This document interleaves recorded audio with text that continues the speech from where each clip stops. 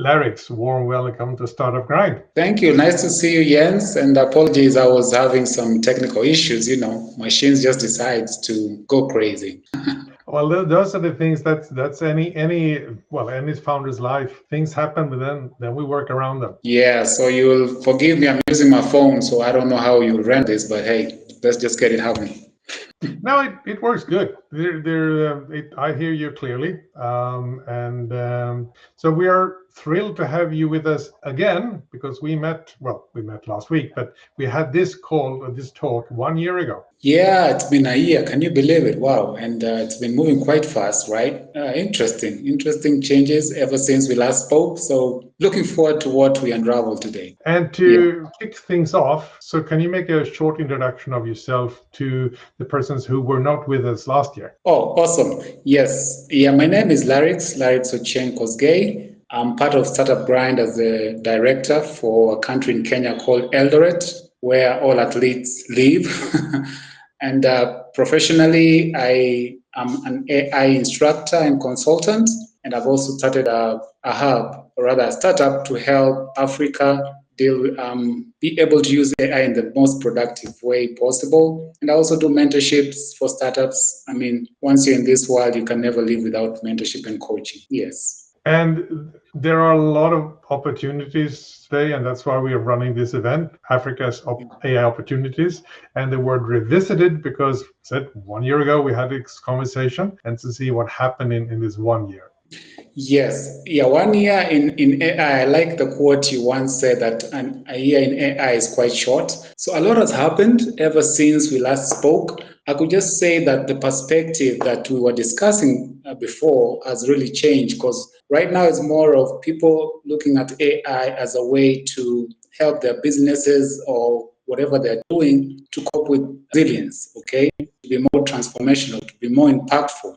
I remember our discussion was more of them understanding it, right? And we kind of came to the figure of way for someone to appreciate AI, even want to listen to you about is to look at the impact. What exactly is it doing? So right now, I've seen a change in mindset, change in concepts, how people are approaching it. The kind of consultations I've even had are people who are in a specific genre and they want to see how does AI move them from point A to B with a goal in mind. Yes. And we have, I shouldn't say, Lovable is a fairly new tool. It probably was around when we spoke last year, but there's new tools come on the radar. But let's start first with sort of how has your personal view of AI evolved over this last year? Yeah, quite a lot. I've been playing around with it. And, for me, I really like going in depth before I really use anything in the AI world. I really want to know the back end of it all before I even come out to what can it do for me. So my use case has really changed, especially when it comes to, we started with prompt writing as a word.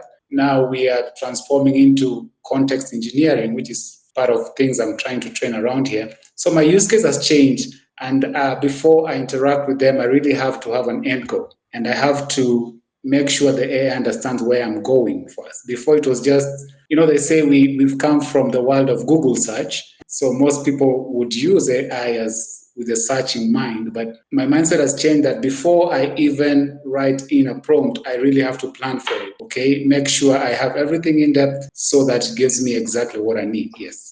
Yeah, and we're going to come back to that as well later in the talk in regards to the availability of AI and so on, how you plan things. Could you also give us some examples of some AI-related projects you've been involved in the last year? Yes, so in the last year, I've been working around just trying to figure out, I'm really biased towards taking AI the agribusiness way because I've come to realize that is one area that is really interesting if we as Africa as a continent can work towards. And one of the projects that I'm currently working on is to try and engage the farmers. And I decided to be my farmer myself. Funny thing, Jens, for AI, if you're to talk to a farmer in the local setup, it's difficult for them to understand what you're doing unless you do it yourself, then you show them the results. So I'm in the process of bringing an outcome of what I'm doing and tell them, see, I was able to do this and AI helped me do ABCD, rather than me just go and tell them, do you know AI can do 1, 2, 3? Because it's a very difficult conversation and they have the right not to just accept it because remember, you're dealing with heritage. They've been farming like this for decades. So you really have to have a convincing solution for them to pick it up. And farming and agriculture was one of the 5 things that we talked about last year. So maybe as a recap, could you sort of give us the 2024 version of the 5 things that you thought that AI would have a good opportunity in? Yeah. And the good thing, I wrote them in order of how we discussed or how I said it. We came from agriculture, financial sector, healthcare, education, and supply chain. Agriculture, we touched on precision farming, which was quite something. I mean, it's more efficiency. It takes care of, when it comes to farming, you really want to save on costs. Financial sector was about fraud detection, credit scoring setup, so that AI makes it easier for you to know, does Jens qualify for a loan? Does it qualify for a facility? Healthcare, diagnostic tools, triage. And I know healthcare is a little bit tricky because that we came to the idea of it's sensitive data. So before AI really is really used, it really has to have some proper guardrails. So it's still a push and pull. And I think the easiest place, the triage, I've been talking to some doctors and nurses. With triage, it's a simple setup. I mean, it's the same thing over and over. And that is something that they can easily have the AI do without too much of giving customer details. Education of AI, adaptive learning, getting to know how do you study best? Are you a video person? Do you need hands-on experiences? So the AI adjusts to you. Surprisingly, I've been, not surprisingly, fortunately, I've been invited to an EdTech event by one of the hubs within Nairobi. It's called iHub on EdTech. So I'm really looking forward to see what AI setups they have, if any, in whatever solutions that they're having. Supply chain, it was about just making sure efficiency, route detection. So we played around with all this as I was thinking of the major sectors. You'll be surprised that something else came up as we continued talking in these top 5 this year. And those were the 2024. So now we're in 2025. So are there 5 still valid, or maybe should there be a 10 list? Well, they're still valid. I can't write them off, but climate AI, climate technology has really popped up in the region, especially with where we are as Africa and I think across the globe. So climate, if you mix it with how do you make sure climate change is something that you take into consideration? It doesn't matter whether in professional field or you're dealing with agriculture. So AI related to climate has really popped up amongst our top 5. I think it would come, I don't know, number 2 after agriculture. I still insist on agriculture, but yeah, climate really popped up. And nothing else for our top 5, I think, So agriculture, healthcare, financial, education, then climate. I saw they're still playing within that realm. So supply chain, I think the reason why supply chain hasn't really come to the fore is people are focusing on the impact areas. Supply chain would be specific to your industry or to your business. That's just me thinking outside the box. And if you would do some prediction or maybe a wish for 2026, which ones would you like to have on the list next year or could be on the list next year? Wow, interesting. Which one I would like?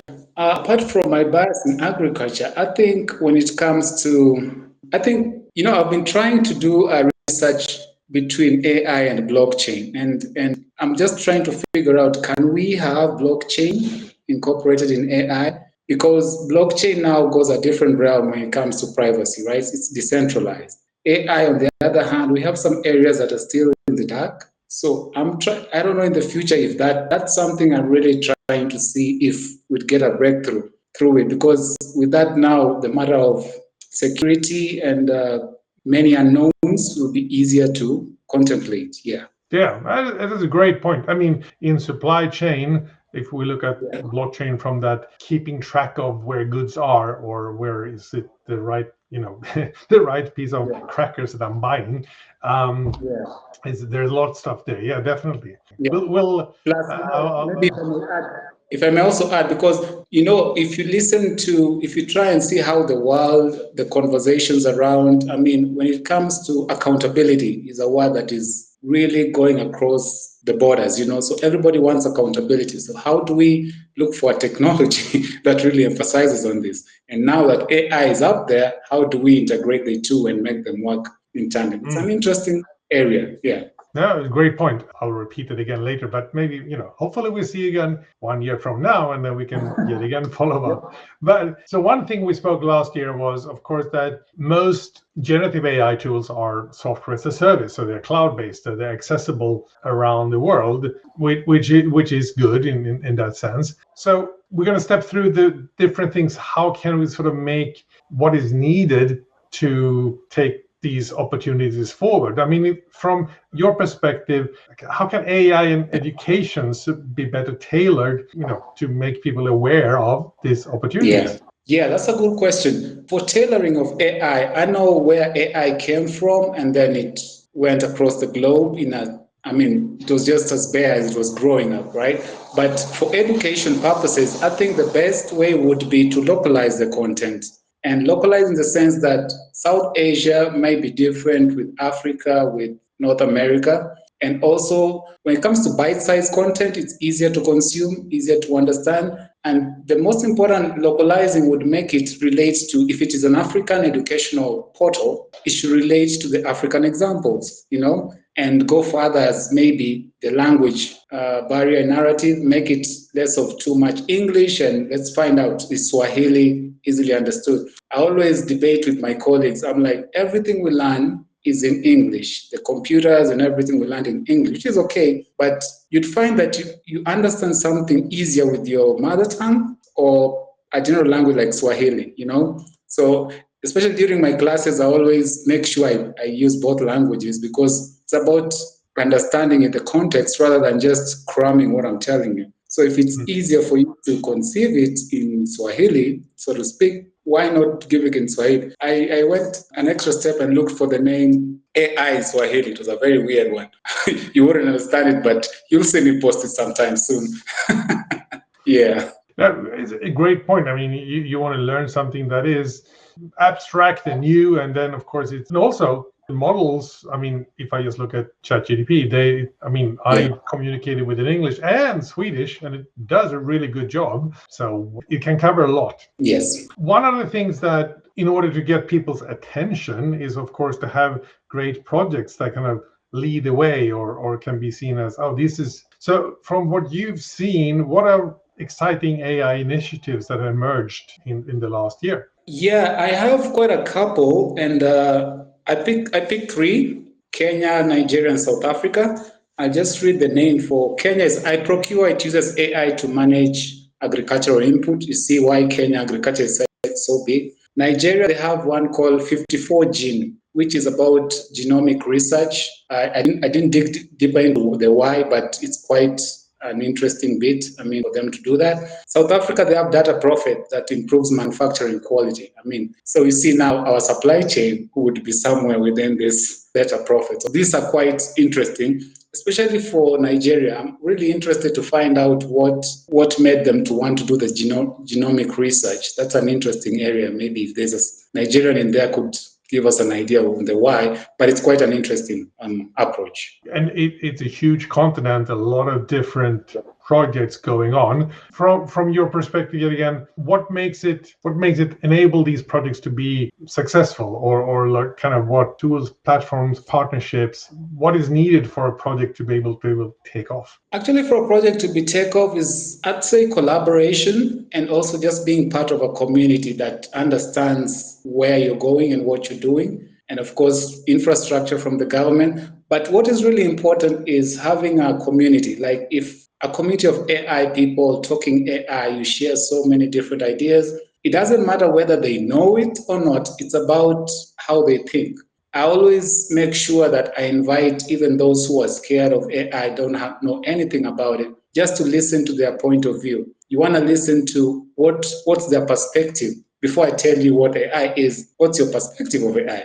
Now that way I get to understand, how do you perceive it? So that if I'm bringing you towards my direction, how do we make it easier for you to either change or add on top of it? So it's more of, community, brainstorming, research, working with people, and of course having infrastructure and those who are professional in the field, just being there, being just in the environment, the ecosystem. Yeah, that's a great point, because we all have different backgrounds in regards to how much we know, and then sort of bringing that When we talk about opportunities, sometimes we can also say, well, what are the investment opportunities? So what would you say, like, where would you like to see, where would it be good to make more investments into AI, and how should investors think? Yeah, I think one is education. I mean, that goes outright. But what I tell investors is let's get out. Let's try and not just go for the hype of it, but more of the impact. And for impact, that is more of long term rather than short term. You know, because when you're putting your money in, I know right now it's about how fast do I get back my return on investment. But remember, as Africa, infrastructure for AI is still something that is developing.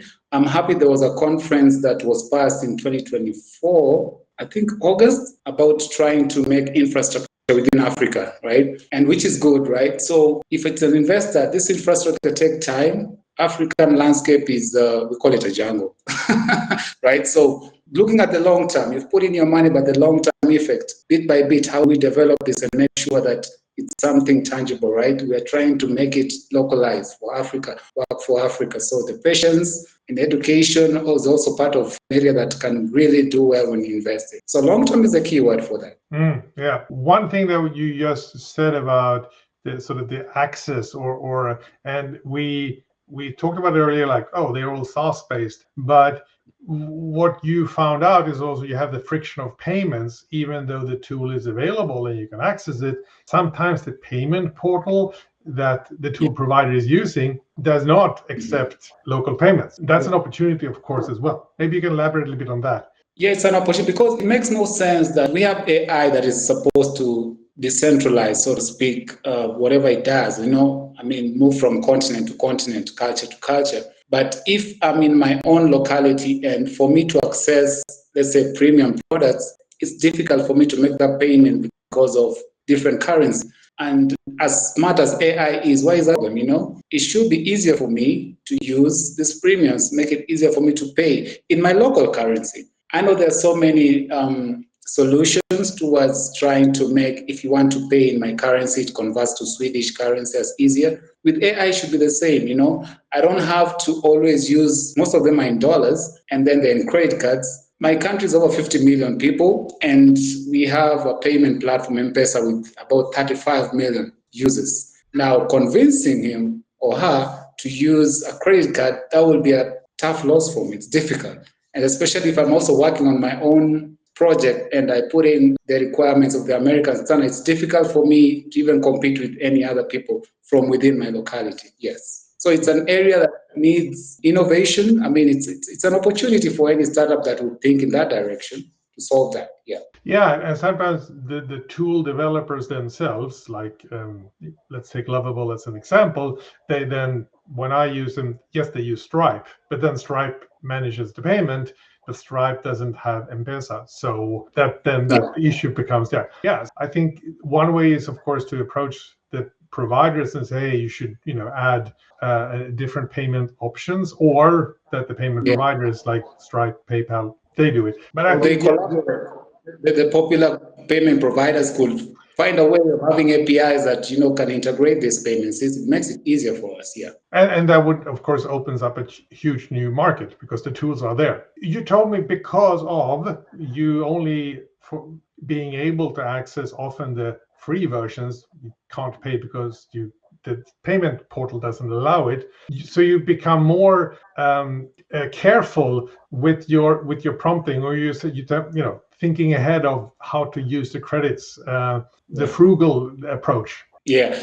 You mentioned Lovable. Lovable is one interesting case study, or rather experience that I had. Lovable gives you credits for the day, about 5.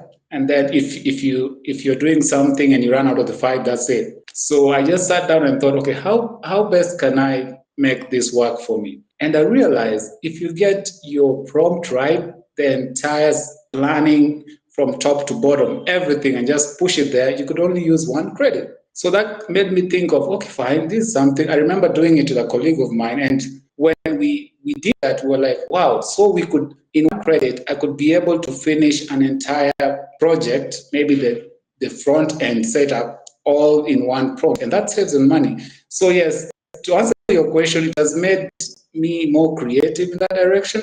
And I think even going forward for every other person who's on the call, how prompt, it's now called context engineering because the AI really understands your context more. So you really have to know what exactly are you telling it. I trained this tool. It's part of what we're trying to have people understand, because if you give it information that is not well contextualized, it would answer in a different direction. And you see, you've paid for that, and that's money thrown out the wind. Yeah, and that in the end makes you, I mean, the product, you become more careful and more resourceful and a better prompt engineer. If we look forward now for the next 12 months, what do you expect for the next 12 months AI in Africa? What should we keep an eye on? I think you should keep an eye on, I see how we are interacting with it and appreciating it. I think I see there's so many, especially in Kenya, the NLP section of AI trying to localize it. Swahili is now easier. We have is it 42 tribes? I really appreciate those who do the language interpretation for AI, because when you come to Africa, we have very weird syllables. So I'm really looking for it. I don't know how they're working out, but yeah, more localized and make it easier for people to understand. So local use, if you're going to explain it to the baby boomers or to Gen X or to your grandmother at home, it will be easier for them to understand before you even tell them. You give examples that are locally found. So localization is a big thing for Africa. Another thing would be, people are now moving from the Google search kind of way to crafting more prompts that are more, let me say, have meat in them, for lack of a better word. Yeah, they understand that, okay, that prompt didn't bring what I brought in, so let me try this and that. So people are experimenting a lot, and which is good for the AI industry. Yeah. Yeah, and experimentation is, I mean, experimentation, and that's also what you do in you have your startup, the Nunomol Hub, or the new Normal Hub. So exactly. Tell us a bit, what you do there. Yeah, so the Nunomol Hub, it was just, what we do there is we try and make AI work for you, work for Africa, help you understand it from your perspective. I mean, I can't come and train you if I don't have a goal from you, so that by the time you're interacting with it, it's easier for you.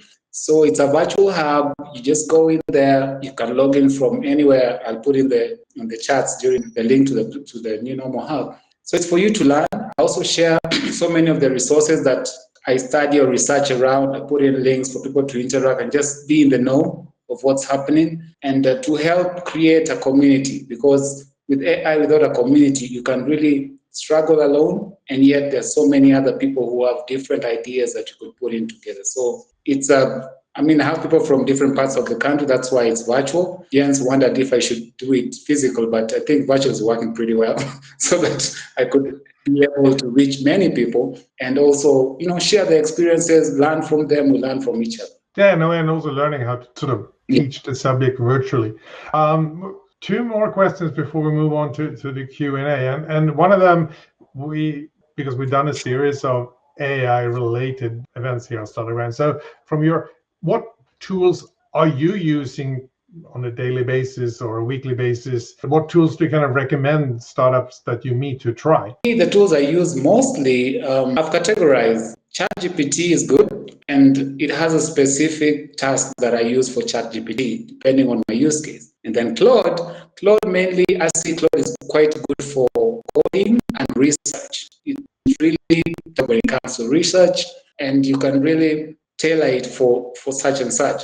The other thing I saw that Grok is on X. Grok is also the deep search of Grok. It intrigued me on how well it researched on a topic that I put on.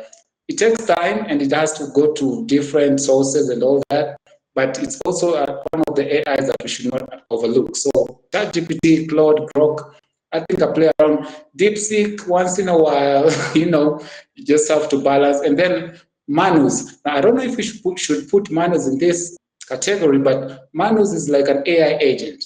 The good thing with Manus is that it's already contextualized. Okay, once you give it the prompt, it will take everything into effect and give you a clear breakdown.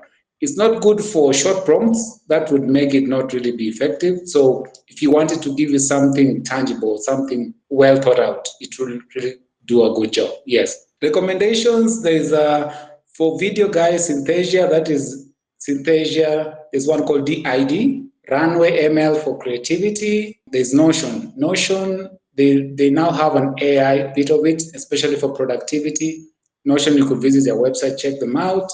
And there's Looker, if you are into branding and just want to get your business seen on the interwebs. Looker, that's Looka. And one of them that you mentioned, DeepSeek, also when we talked about access to equipment and so on, kind of came out of not having access to the biggest GPUs. So Laryx, how do people best reach out to you?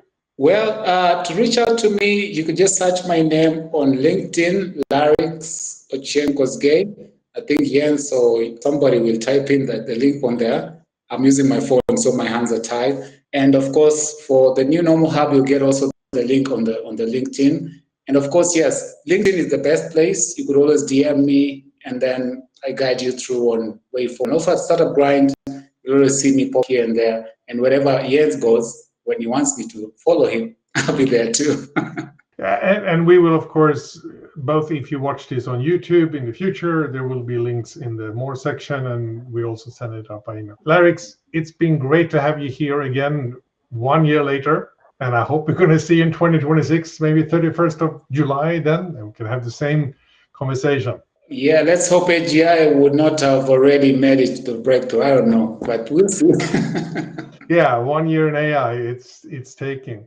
Once again, well, what happened then? But once again, Larry, big thank you for talking to us today. We are going to do now is I'm going to bring Marin on for the Q&A part.